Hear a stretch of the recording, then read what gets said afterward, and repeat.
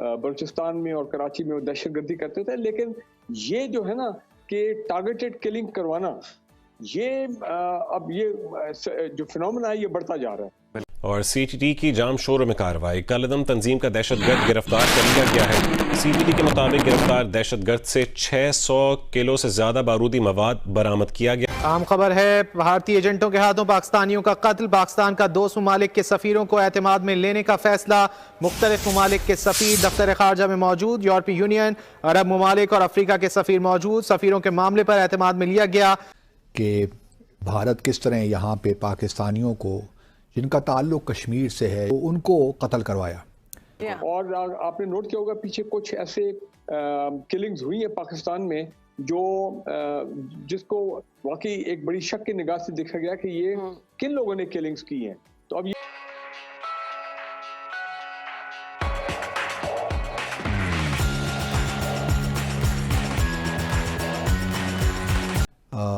اور بھی کیسز ہیں، لیکن ابھی 2 کی تفصیلات سامنے آئی ہیں کہ کس طرح بھارتی جو شہری ہیں اپنا نام بدل کر ٹیرر فائنانسنگ اور منی لانڈرنگ میں بھی انوالوڈ ہیں۔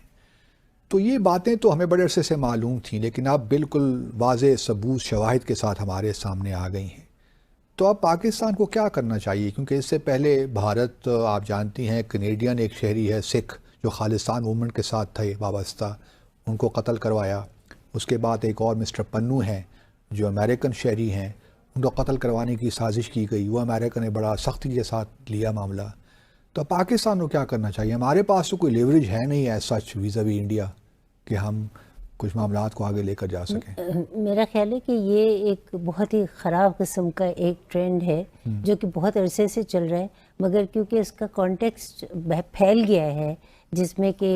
اور ممالک جیسے کہ آپ نے ذکر کیا کینیڈا اور یو ایس بھی شامل ہیں، تو میرا خیال ہے کہ ایک لابی بننی چاہیے کہ جو کہ کیا کہتے ہیں انڈیا کے ساتھ اس کو ٹیک اپ کرنے کی ضرورت ہے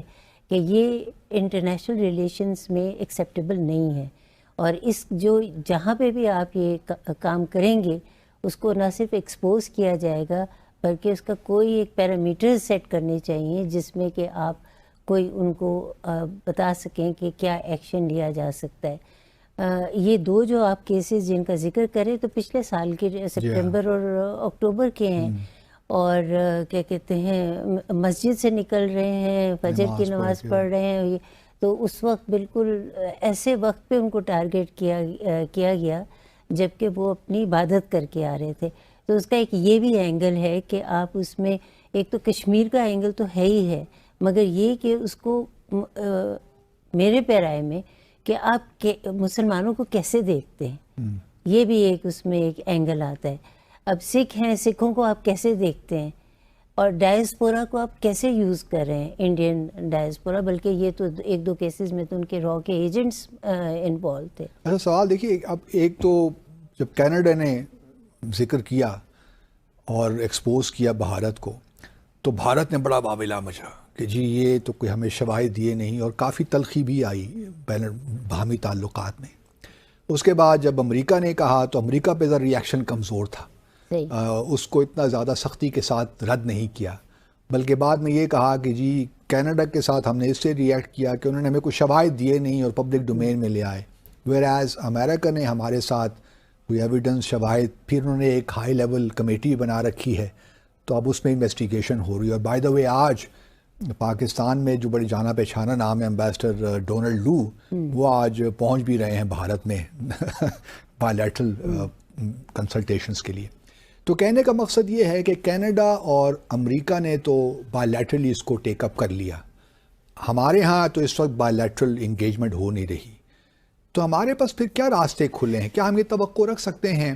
مثال کے طور پہ کہ اس وقت FATF کا میوچل ایویلیویشن ہو رہی ہے بھارت کے ساتھ، 2013 کے بعد یہ اب ہو رہی ہے، کافی عرصے کے بعد ہو رہی ہے، تو کیا ہم یہ توقع رکھ سکتے ہیں کہ ہم تھوڑی سی اپنی کیمپین کو ذرا کریں تیز، اور کوشش ہماری ہونی چاہیے کہ کیونکہ جس طریقے سے بھارت انوالوڈ ہے ان تمام چیزوں میں، بلیک لسٹ میں نہیں تو کم از کم گرے لسٹ میں تو بھارت کو شامل ہونا چاہیے، کیونکہ بہت سے لوپ ہولز بھی ہیں بھارت کے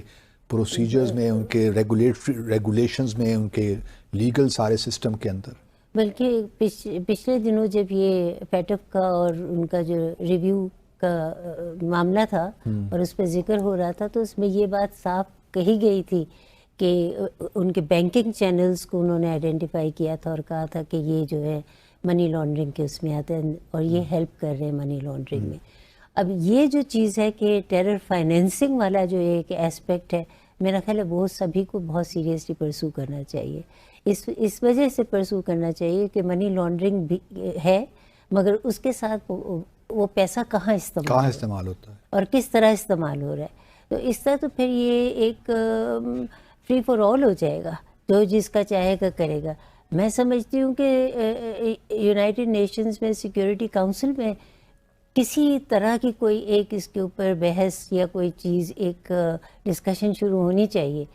کہ جب آپ بات کرتے ہیں انٹرنیشنل سسٹم کی, یونائٹڈ نیشنز چارٹر کی اور اس کی, تو اس وقت جو یو این کا حال ہم سب کو پتہ ہی ہے, مگر ایک پریشر بن جائے گا کہ فلاؤٹ کر رہے ہیں. کتنا پریشر بنے گا یو این سیشن سے. ایف اے ٹی ایف کا پریشر بن سکتا ہے اگر اس کو بلیک لسٹ پہ یا گرے لسٹ پہ لے آئے. ایف اے ٹی ایف بھی کرنا چاہیے, اس کو تو پرسو کرنا چاہیے اور بہت عرصے سے ہم ہائی لائٹ بھی کر رہے ہیں. چیزیں سامنے آ رہی ہیں کہ ان کے جو لوکل سہولت کار ہیں یا ان کے اپنے لوگ جو ہیں را کے ایجنٹ وہ پاکستان میں پکڑے گئے ہیں. پاکستان نے آپ کو معلوم ہے کتنی مرتبہ یونائٹڈ نیشنز یا یونائٹڈ نیشنز سیکورٹی کاؤنسل اور انٹرنیشنل جو ادارے ہیں فورم وہاں پہ ڈوزر سبمٹ کیے ہیں جو کہ یہ تمام انڈیا کی جو اسٹیٹ سپانسرڈ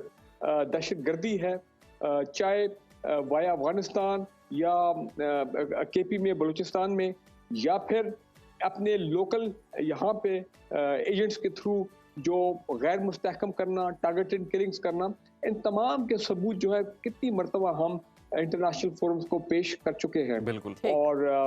بات یہ ہے کہ اب تو امریکہ اور کینیڈا میں واقعات کے بعد تو یہ کلیئر ہو گیا انٹرنیشنل کمیونٹی کو بھی کہ اس قسم کے جو کلنگز ہیں, ٹارگیٹڈ کلنگز, اس میں ڈیفینیٹلی انڈین ایجنسی جو ہے را وہ یہ کروا رہی ہے اور وہ لوگوں کو ٹارگیٹ کر رہے ہیں اس طرح. تو میرا خیال یہ ہے کہ اس پہ ہمیں اپنا جو پریشر ہے, ہمیں جو کمیونیکیشن ہے ود انٹرنیشنل ایجنسیز وہ قائم رکھنی چاہیے. اور ظاہری بات ہے جو ان کے لوکل نیٹ ورک ہیں, جو لوکل فیسیلیٹیٹرز ہیں, ان کو ہماری انٹیلیجنس ایجنسیز, سویلین ہوں, ملٹری ایجنسیز ہوں, اور جتنے ہمارے کاؤنٹر ٹیررزم ڈپارٹمنٹ کے لوگ ہیں, ظاہری بات ہے ایک بڑا کوآرڈینیٹڈ اور انٹیگریٹڈ ایکشن ہے, انٹیلیجنس بیسڈ آپریشنز ہیں کہ ان کو آئیڈینٹیفائی کیا جائے, ان نیٹ ورکس کو یہاں پہ جو ہے ان کا قلعہ کما کیا جائے. اور میرا خیال ہے کہ اسی کا شاید نتیجہ ہے کہ یہ لوگ جو ہیں یہ رنگے ہاتھوں پکڑے گئے ہیں, انہوں نے اعتراف بھی کر لیا ہے, اور آئی ایم شیور کہ اس سے اور ان کے جو نیٹ ورک ہیں پاکستان میں اور مختلف شہروں میں وہ بھی ان کو بے نقاب کیا جائے گا. یہ جو کئی دفعہ ہم سنتے ہیں کہ پاکستان میں فلاں شہر میں جناب جو ہمارے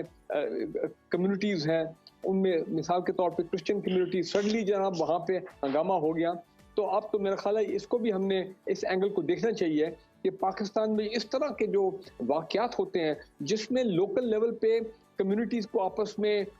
کمیونٹیز کو ٹارگٹ کیا جائے تاکہ ملک میں لوگ جو ہیں مختلف فیتھ کے وہ آپس میں الجھیں اور